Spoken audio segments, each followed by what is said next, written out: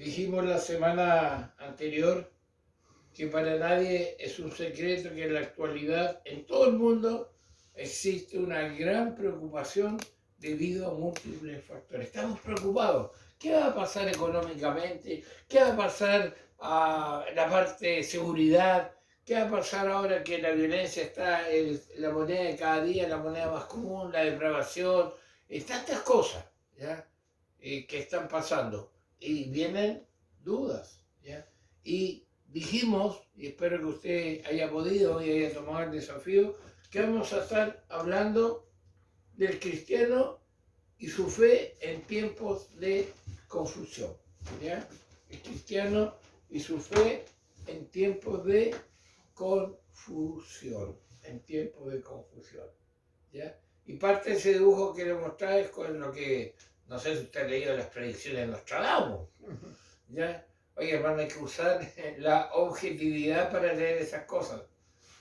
Son más que obvias, pero la gente, bueno, hay todo un mercado entre medio para eso. Pero cuando estamos viendo esto, nos damos cuenta que para poder trabajar con esta temática vamos a estar usando el libro del profeta Habacuc, ¿ah? Profeta menor, Antiguo Testamento, ¿ya? Y hoy día vamos a ver algo que creo que es muy desafiante y quizás que no nos hemos dado cuenta o lo hemos dejado pasar rápidamente en la vida de un profeta de Dios. Antiguo Testamento, profeta que Dios le habla directamente, un hombre de Dios. Hoy día vamos a estar mirando a este Habacuc. Fíjense, no sé si alcanza a ver bien ahí la foto, pero está abatido, ¿verdad? Y vamos a decir, si el profeta está confundido, ¿ya? Si el profeta está pasando tantos dilemas, y entre paréntesis busque, usted ya debería tener Habacuc abierto en su Biblia, ¿ya? Para lo que vamos a estar leyendo. Si el profeta, llamado por Dios, respaldado por Dios, guiado por Dios, sostenido por Dios, está confundido, hay una pregunta. ¿Qué me queda a mí entonces? ¿Ya? ¿Qué me queda a mí? Si el profeta está confundido. Por eso nuestra fe la vamos a estar mirando en los tiempos de confusión, en los tiempos de dolor, de angustia, tantas cosas que están sucediendo hoy en día, ¿ya? Hermanos, el profeta comienza a escribir un tanto perplejo, si usted lo leyó, el primer capítulo por lo menos, confundido, sacudido en su fe. Es verdad, y eso es lo que vamos a estar viendo ya. Impresionante la actitud que tenía este profeta, ¿ya? Lo que le decía a Dios, el diálogo que se forma con Dios. Pero termina afianzado, confiado y convencido en medio de la confusión. Fíjese el contraste, cómo empieza el libro y cómo termina el libro. Por eso yo le estoy desafiando que usted lea Habacuc. ¿Ya? Lea, para que no diga, bueno, ¿qué está pasando? Léalo. Empezó en el suelo y terminó en la gloria, ¿ya? Este cambio entre el primer capítulo y cómo termina Habacuc surge solo después de sufrir esa etapa de confusión, de estar perplejo. Es decir, no debería sorprendernos estar confundido, ¿ya? No debería sorprendernos. No debería decir, oh, ¿por qué estoy tan confundido? Porque es parte de la naturaleza humana. Y hermano, escuche bien lo que le voy a decir. Toda esa confusión que vemos alrededor también tiene un propósito de Dios. O Dios la ordena o la permite con un propósito. Entonces tenemos que mirar como Dios mira las cosas y a través de la cosmovisión de la palabra de Dios, ¿ya? ¿Por qué? No debe sorprendernos la confusión. ¿Por qué? Porque ¿cómo termina el profeta? ¿Se acuerdan? ¿Que lo dijimos? Aunque la higuera no eche brotes, ni haya fruto en las viñas, aunque falta el producto del olivo y los campos no produzcan alimento, aunque falten las ovejas de redil y no haya vaca en los establos, o sea, crisis total, con todo yo me alegraré en el Señor, me regocijaré en el Dios de mi salvación. El Señor Dios es mi fortaleza. Él ha hecho mis pies como los de la sierva y por las alturas me hace caminar sobre toda la confusión y sobre todas las dificultades. Y hermano, esto lo encontramos en el libro de Habacuc, capítulo 3, versículos 17 al 19. Y no sé si usted se ha dado cuenta que esos 3 versículos son los últimos versículos del libro. Así termina Habacuc. Pero ¿cómo empieza? Eso es lo que vamos a estar mirando el día de hoy. ¿Ya? ¿Cómo empieza? Si el profeta está confundido, ¿qué me queda a mí? El libro comienza con una pregunta que realmente es una queja. Si usted mira ahí en Habacuc 1, más que pregunta es queja. El profeta no puede creer que Dios pudiera mirar toda la injusticia que está ocurriendo en Judá y no hacer absolutamente nada para juzgar y cambiar la situación. ¿Por qué está inmóvil Dios? Si está mirando todo lo que yo estoy mirando, lo que está pasando, no hace nada. ¿Ha escuchado en alguna parte esas preguntas? Y en Habacuc, capítulo 1, versículos 2 y 3, vemos esta confusión, esta reacción de Habacuc frente a lo que estaba sucediendo. Escuchemos Habacuc 1, versículos 2 y 3. ¿Hasta cuándo, oh Jehová, clamaré y no oirás? Y daré voces a ti a causa de la violencia y no salvarás. ¿Por qué me haces ver iniquidad y haces que vea molestia? Destrucción y violencia están delante de mí, y pleito y contiendas se levantan. Hermano, mire lo que le pregunta, lo que Habacuc dialoga con Dios. En la versión, en la traducción del lenguaje actualizado dice así: Dios mío, a gritos te pido que me ayudes, pero tú no me escuchas. ¿Cuándo vas a hacerme caso? Te he rogado que acabes con la violencia, pero tú no haces nada. ¿Por qué me obligas a ver tanta violencia e injusticia? Por todas partes veo solo pleito y pelea. Por todas partes veo solo violencia y destrucción. Interesante, ¿eh? ¿Qué estaba pasando? ¿Por qué veía todo eso? Recordemos, ubiquémonos históricamente y recordemos que los dos reinos, cuando se dividió Israel, si el pueblo de Dios en Israel en el norte con 10 tribus, en Judá con 2, terminaron en la misma situación, deportados y esclavos, ambos, en diferentes épocas, pero ambos terminaron deportados y esclavos. ¿Por qué? Un derrumbe espiritual y moral, ojo. En ambos reinos la violencia, la injusticia y la inmoralidad sexual abundaron en el pueblo escogido de Dios. Y Dios los deportó, ¿ya? Y sufrieron lo que tenían que sufrir.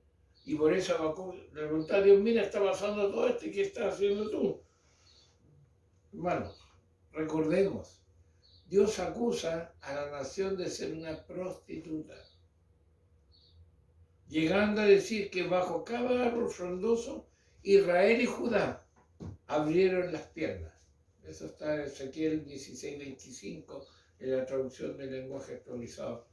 Abrieron las piernas para fornicar con cualquiera que pasara, haciendo referencia a los altares que ellos construyeron para rendir culto a dioses ajenos, altares. Ah, pastor, yo no tengo altar, yo no, eso no va conmigo, no, y el altar que llevas en el bolsillo.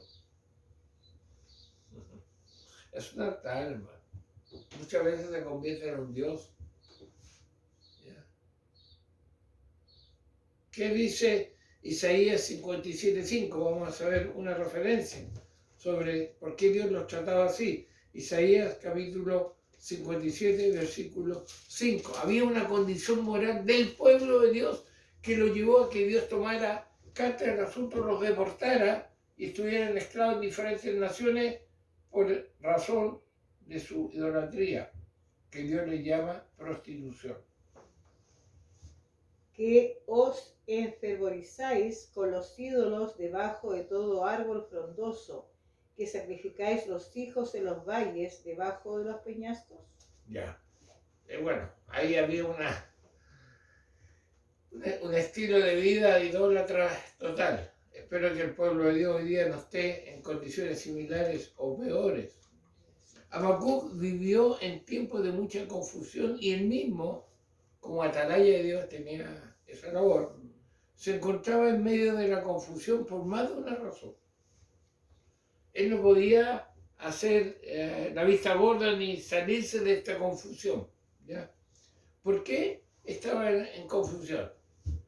El primer dilema radica en que Dios parecía no estar haciendo absolutamente nada ante la injusticia cometida por su propio pueblo. Parecía, no está haciendo nada.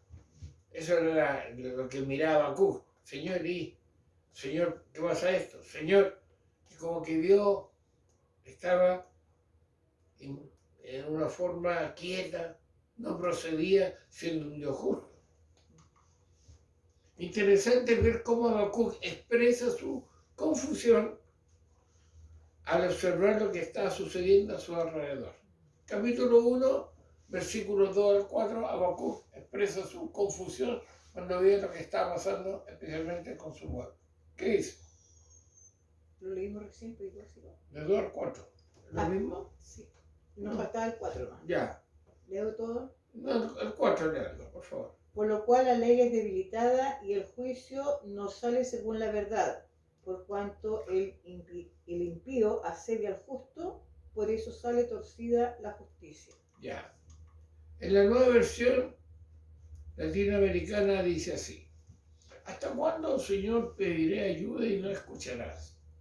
Clamo a ti, violencia, sin embargo tú no salvas. ¿Por qué me haces ver la iniquidad y me haces mirar la opresión? La destrucción y la violencia están delante de mí. Hay rencilla y surge la discordia. Por eso no se cumple la ley. Y nunca prevalece la justicia, porque el impío asedia al justo. Por eso sale pervertida la justicia. Interesante la confusión, la duda y cómo Habacuc expresaba su condición. Vemos un profeta desconcertado y lleno de preguntas. Si usted lee ahí, lleno de preguntas. Dios le contestó, pero lleno de preguntas. ¿Ya? No soportaba la aparente indiferencia de Dios ante la injusticia de sus días. Y a veces, hermano, nosotros tomamos la misma actitud como Dios. Es todo lo que está pasando, miren. Ahora, el peligro es que nosotros miramos fuera del pueblo de Dios toda injusticia y no miramos la que está dentro del pueblo. Que ahí también hay. ¿Ya? Como profeta, Habacuc sabía que cualquier violación de la ley de Dios requería un juicio. Por tanto, no entendía cómo Dios, en toda su santidad, parecía estar pasando por alto el pecado de Judá. ¿Ya? Parece que Dios no. ¿Ya? Por eso Habacuc afirma el Señor. Dice acá: muy limpios son tus ojos para mirar el mal y no puedes contemplar la opresión. Señor, tú eres santo y mira lo que está pasando. Tú eres santo y mira lo que se está haciendo. Mira mucho que dice tu pueblo, cómo están obrando.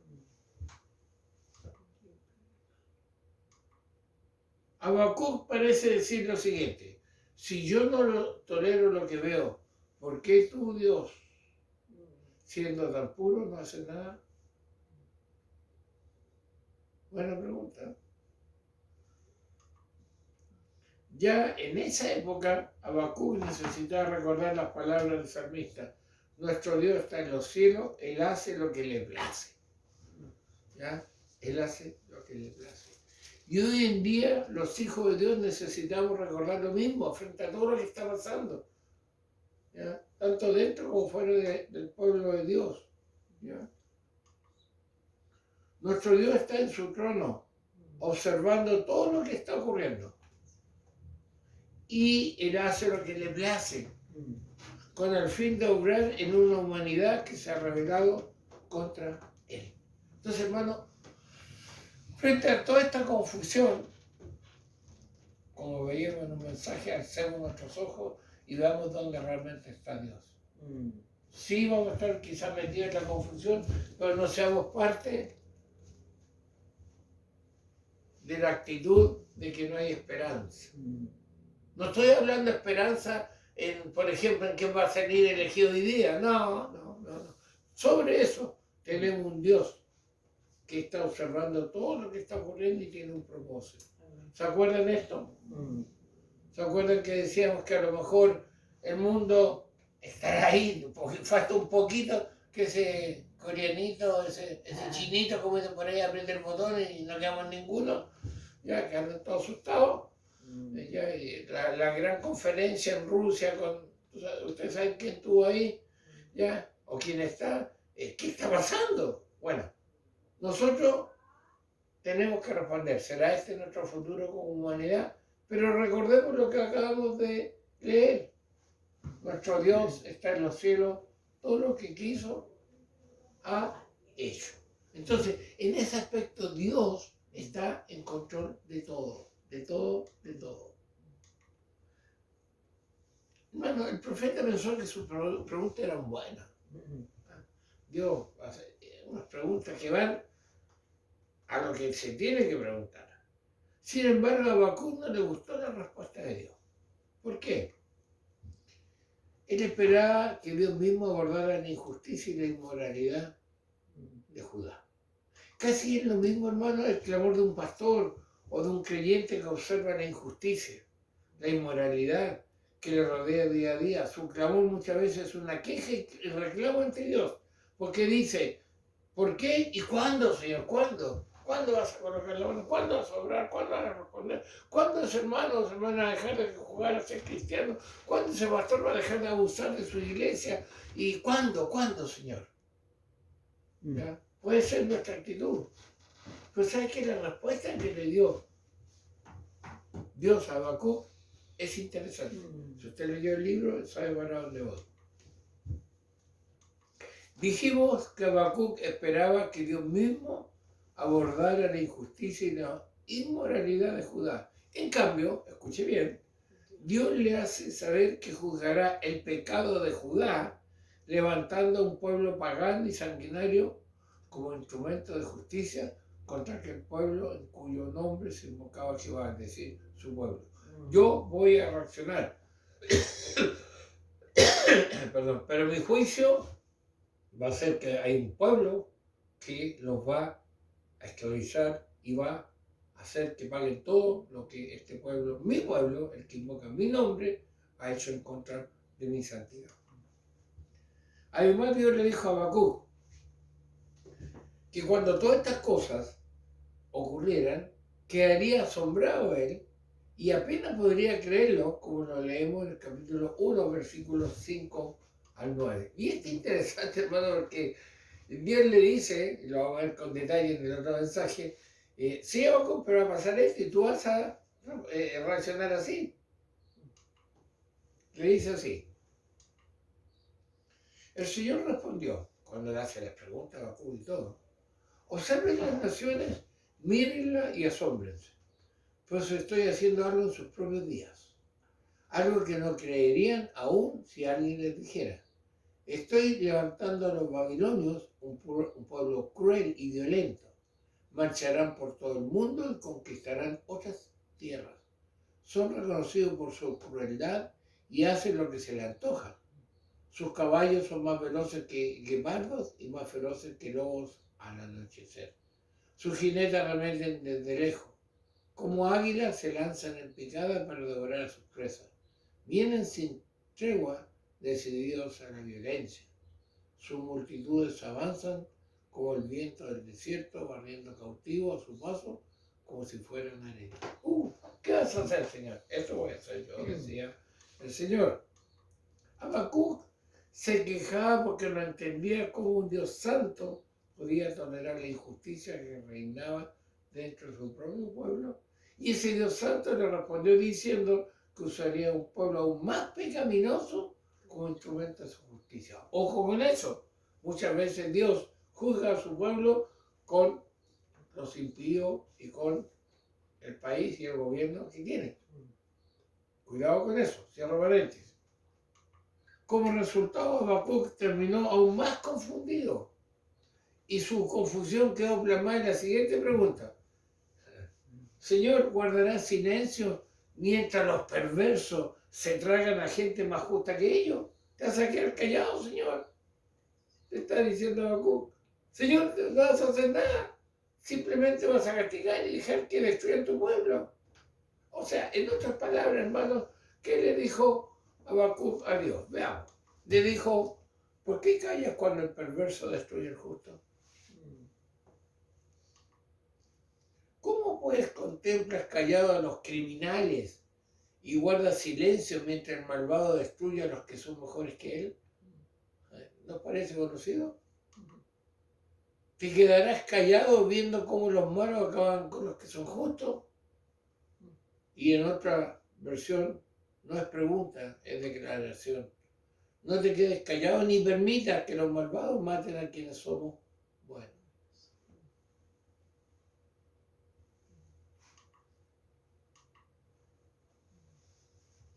Realmente Habacuc estaba sorprendido, asombrado, de que un pueblo tan pecaminoso y cruel como los babilonios fueran a ser usados por Dios para juzgar a una nación menos pecaminosa que ellos. Y esta fue la segunda confusión para el profeta. ¿Vas a ocupar esto? ¿Cuál fue la primera? La primera, Dios es demasiado tolerante hacia la descomposición moral del pueblo suyo. No está haciendo nada. Y la segunda, vas a usar este pueblo. Imagínense la confusión que tenía Habacuc.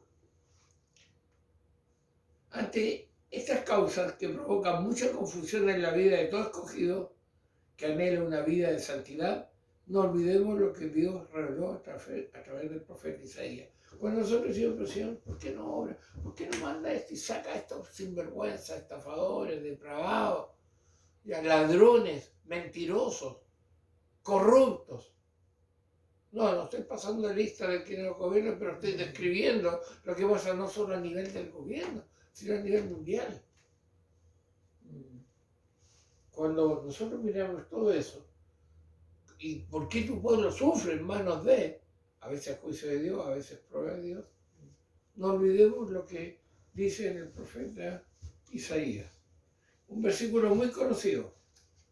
Dice así: el Señor dice, mis pensamientos no son como los de ustedes, ni tampoco mi manera de obrar.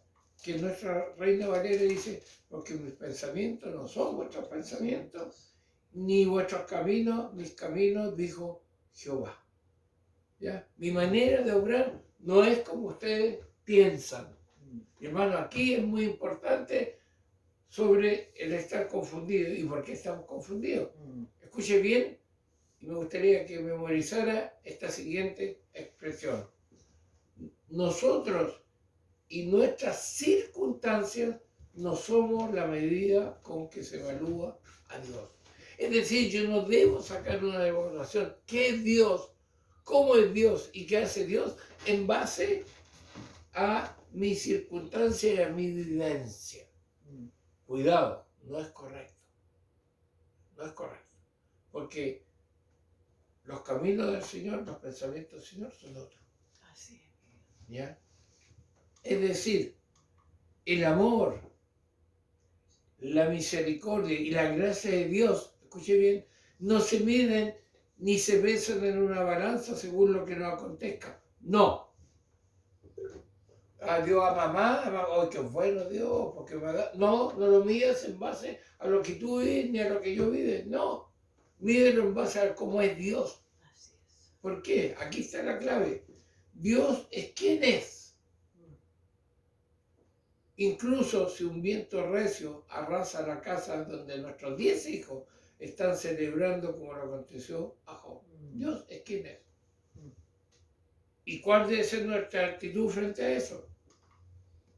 Y cuando eso suceda, la única reacción lógica, dado quién es Dios, sería mostrarnos en tierra y decir, Jehová dio, Jehová quitó, bendito sea el nombre de Dios. Hermano, ahí está la mejor reacción frente a la confusión. Señor, tú eres quien eres. Y tú obras como tú obras. No en base a lo que me pasa a mí, ni a lo que me pasa a los demás. ¿Se acuerdan que una vez lo estudiamos? Tener prosperidad material no es